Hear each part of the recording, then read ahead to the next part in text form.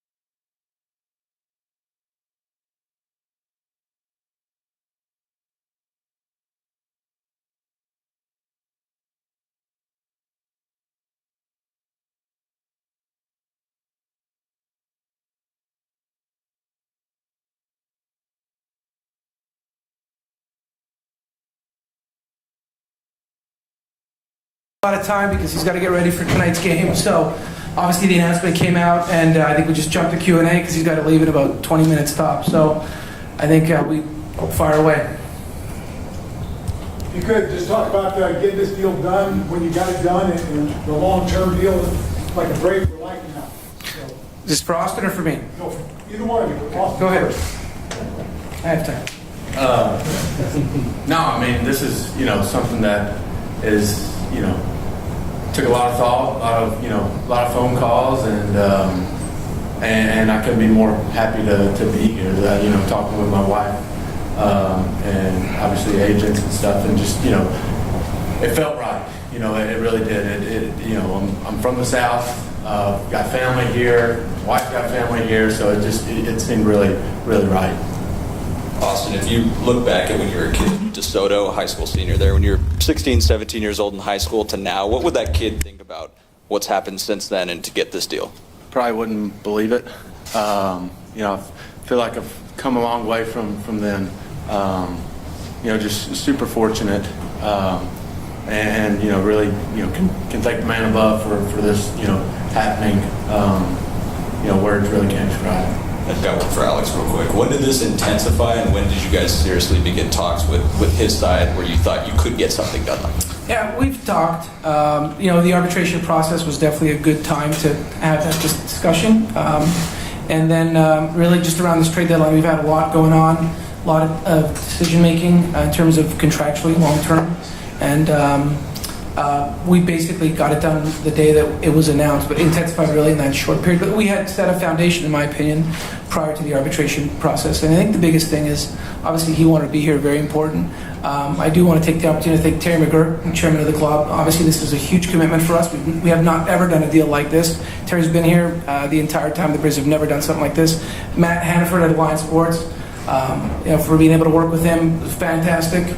Again, these are hard to get done, but they work together. He wanted to be here, and we're elated to have him. Gabe? Yeah, Austin, you have a long way to go, but being signed through your mid-30s now, there's a distinct possibility that you can spend your whole career here. You think about the players that, the guys who have been here and synonymous with this franchise. Do you think about one day, okay, you're that type of guy, and what would it mean to be here? That would be huge, and it's definitely a goal is to be here my whole career. The guys that have come before me, like you said, the Hank Aaron's, Chipper Jones. I mean, it's just it's pretty special to be able to potentially have that opportunity, and hopefully it does happen. Zach in the back. Yeah, also, what does it mean to you to look out here and see your manager and your teammates here supporting you in this historic moment? No, it's awesome. I love those guys to death. We go to battle every day, and they mean the most to me. Stepping between those lines with those guys, it's what it's about, and can't thank them enough. Maria? Austin, you've got a lot going on right now. You have a brand new baby. You're playing some of your best baseball. You just signed, obviously, a monumental deal. How do you navigate each piece of that while also still trying to stay focused on baseball? A lot of support from my wife, from my agent Matt, and my parents. It's a lot going on, a lot of hands on deck. Like I said, with the little man. But no, it's just like I said, it's been a whirlwind, and can't thank everybody enough, and just like I said, thankful to be here. Kelly?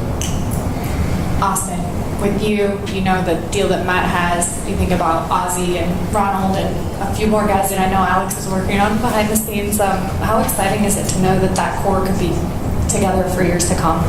It's awesome. Like I said, we got a really good group here, good core, and I think, there's a lot of championships in our future. Like I said, this group is unbelievable to work with, and a lot of good talent in the clubhouse. Anybody else for Austin? Austin, just talk a little bit about the commitment to being here. Did you look around, at what other guys have signed for long term or whatever? Or was it more a personal thing? You're like, this is where I want to be, and I don't really care. I think it was more personal. Like I said, I have family here. My wife has family here. The organization has been just phenomenal to me from the start, and to be drafted by them and to them put their faith in me, I think that meant the most to me. Mark? Austin, when did you even start thinking about this, or did you hear about this? It was early on in the year. Kind of started, like I said, I think around the arbitration stuff is when it kind of started to I guess, foundate itself. Anybody else? All right. Thank you, Austin. We'll let you get back to me. Can I leave now too?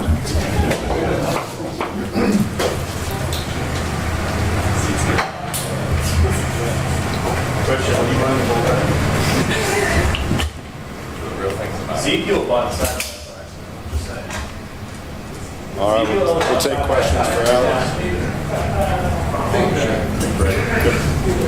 Alex, what the Iglesias deal just right there at the deadline? Oh yeah, that's why I was late. So I had to go tell Chavez, which was not easy. But yeah, it came together very late. We've had interest in him. We talked about him as a free agent, and it just sometimes these things happen late. But these are some of the things we talked about. Part of getting Austin's extension with knowing we were going to get it done or not. We had a lot of deals that we were exploring that had commitments in out years and would impact us going forward. And having clarity and understanding of where we were going to commit our dollars, we only can. We're obviously we're going to be as competitive as we can year in and year out. Our payroll's growing year in and year out, but you still have to be smart about putting a winning club on the field. So. Making sure that we prioritize certain guys and make sure we had commitments that allows us to explore other trades, and we had a lot of things in the works, and Iglesias is someone we had our eye on, and it came together really late, like 2 minutes to go.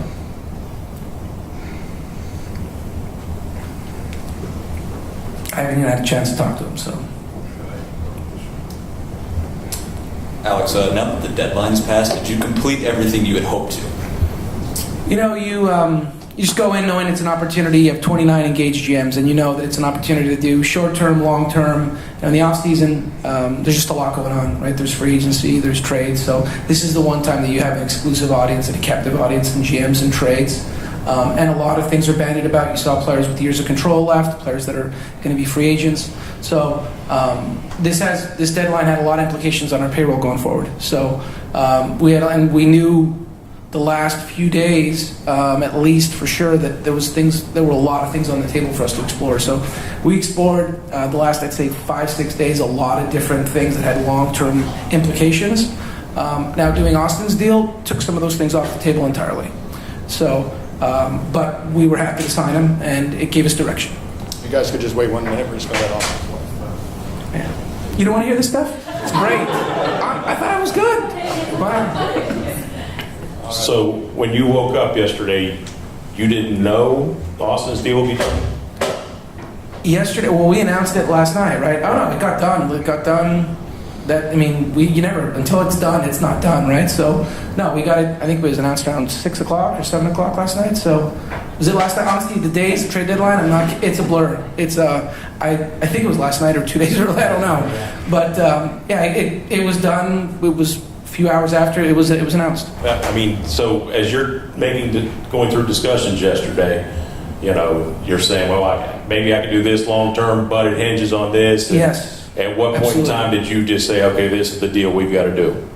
I mean, we needed to have, we needed to, in our minds, with just the things, obviously, my responsibility as head of baseball operations to put the best team out on the field and make the best deals that we can and take advantage of the windows we have right now. So, but also at the same time, you're trying to manage the long term and keep a core together. So you have to just balance it, right? So at some point it makes sense, and at other points it doesn't. So we did a deal this organization has never come close to doing. We extended farther. I've never done a deal like this as a GM. I've never come close to this many years or dollars. I know certainly Terry McGurk's been here a long time with a lot of great players. He's never signed off on something like this in the past, but he certainly did here. And we're excited about it. Yeah. Justin? Yeah, I've got one more before Schultz punches me in the face. What's this like for you, the 2 days or 3 days leading up to the deadline? How have you learned in your career to balance everything in the air, the stress, getting sleep, all of that?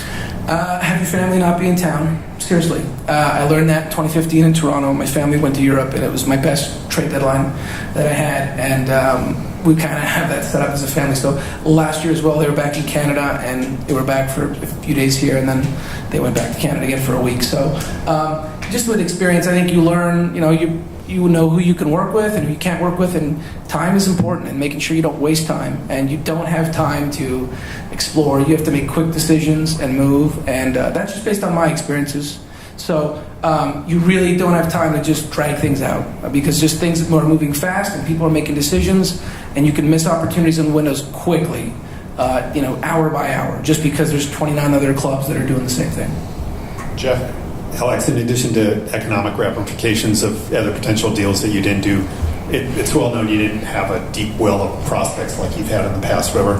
How much, if at all, did that sort of hamstring you, or would it have made a difference? Would you ever, this year, taking this team right now, would your approach to the deadline have been any different if you had? Yeah, so I very respectfully, I don't agree, but I understand. Look, from a publication standpoint and so on, in terms of prospect rankings and so on, I don't think Strider was in the top 100 prospects. I think Harris got in late. Von Grissom, now I won't say the cat's out of the bag, but he just got added to top 100. We loved him a year ago. We loved the fact that he was not out there. We loved the fact that he wasn't. So we don't, maybe to a fault, overly promote certain guys and we just let them do their work. But we have not had a moment where at this moment yet, I'm sure there will be a day that we've explored trading for a player and someone told us we don't have the players to give back. And now, there's certain players we're just not going to be active on, because we have certain spots committed and so on. But that's never been an issue for us. I mean, we really like our players. Look, you always want to be better. You always want to get more talent. But we love the group that we have. And we think we have a lot of young prospects that we're excited about, but may not be as highly ranked. But we have guys on the field right now that weren't highly ranked that are great players. I think Riley's a great example. He wasn't ranked highly as well. So that's the way we prefer to have it. Quick follow-up to that. So obviously, there's been some deals around the majors this year that have gotten a lot of attention, particularly obviously with the Padres. Sure. I know you don't pay attention to perceptions at all in terms of, wow, now the Padres are this, or now, the Mets, Dodgers are this, whatever.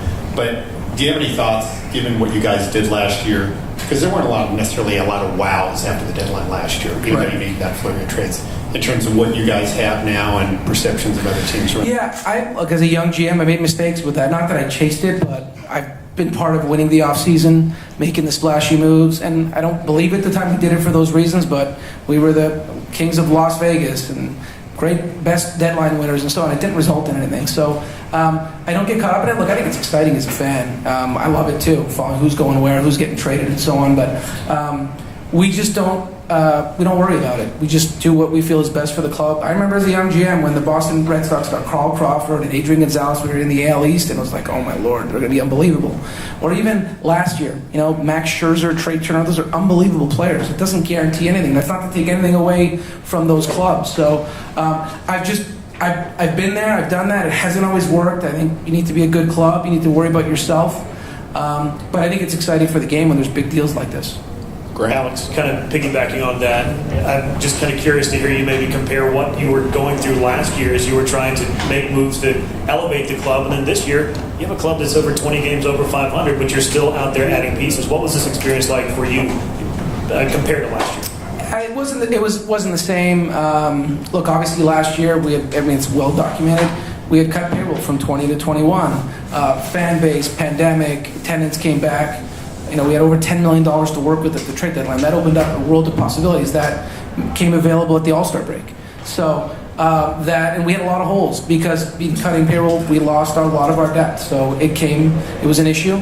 And we had a lot of holes and we had a lot of things to address. So like you said, we're a much more well-rounded club at this point. You can always get better. We don't have as many pronounced needs that we did a year ago. But you still know you have a window of opportunity to get better in the short and the long term because at this point you have, like I said, you have 29 engaged GMs, or 30 including us obviously. And that doesn't always happen. So you feel like every deadline you should take advantage. Whether you're selling, buying, you have a chance to really impact your club short and long term. Gabe? Yeah, Alex, you obviously have a close relationship with Perry. How long, had you really been talking to him about Iglesias and, having the relationship you have with him? How does that kind of help push something like that? Yeah, but I have a relationship with LA Dodgers GM and San Francisco Giants GM, and that's not taking anything from Perry, but, you have relationships, but now you're competing, right? And his responsibilities to his club, my responsibilities to my club, and you separated. So I actually think sometimes it's harder because you know each other's style, and it's just, and there's also a part of you want to make sure you're being fair to both sides and so on. So I think in this one, we were in, because it was so last minute and quick. Obviously, we had interest in Iglesias, but the ability to find ground, we were working on some other things. They fell apart. We'd always liked Iglesias, but again, we were only going to make so many financial commitments, right? We weren't going to, in 10 different scenarios, we weren't going to do all 10. So once we start allocating certain slots, it eliminates others from a financial standpoint going forward. So it helped, but again, it was very last minute that I was worried it wasn't going to go through. Mark? Alex, what was the rush like last night to you get Riley done, you Odorizzi, Grossman, just kind of take us through those hours and then, that feeling at the end of the day, the satisfaction of accomplishing all that in one day. Yeah, you know what? I wouldn't use the word satisfaction, not to, because you just don't know how it's going to turn out, right? So you think you feel good about guys, and then guys still have to go out and play and perform, and you're still playing games and health. And I think the one thing I talk about with my staff a lot is, people seem to think this is the end of the season, like, we're right around the corner, a few weeks away, and we're ready for postseason. It's a lot of games left, a lot can happen. If you look back at the standings, take us out of it. Just a bunch of other teams. Where they were at the trade deadline last year, and where some of them they did end up at the end. Teams well over 500 that ended up below. It's not that I'm not glass half full. My job is to worry, and my job is to always keep 5 steps ahead and make sure that we have depth and we're covered and things like that. So the satisfaction piece is if you get to the postseason, and that's when you're like, okay, we finally accomplished our first goal. So as you're going through it, you're on adrenaline. You're not thinking about it. You know what? You're anxious, so you don't sleep. Because you have so many things headed, and every trade deadline's the same. The days really blend together, and you're just glad when it's over. Any last one? All right. Thank you, Alex. Thank you. Well done.